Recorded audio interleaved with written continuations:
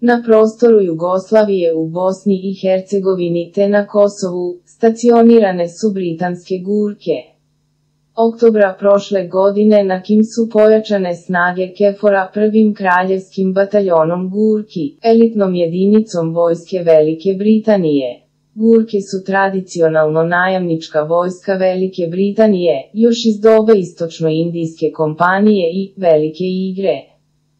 Prema informacijama koje su plasirane u domaću javnost ne bili predupredile britanske planove, zadatak gurki bi bio hapšenje ili likvidacija Milorada Dodika.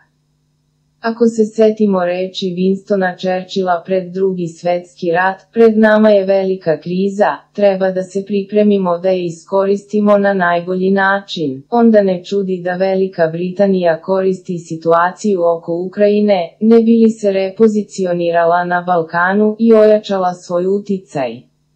Srbija i Srbi su okarakterisani kao remetilački faktor u tom planu, te ih treba oslabiti svuda i na svakom koraku.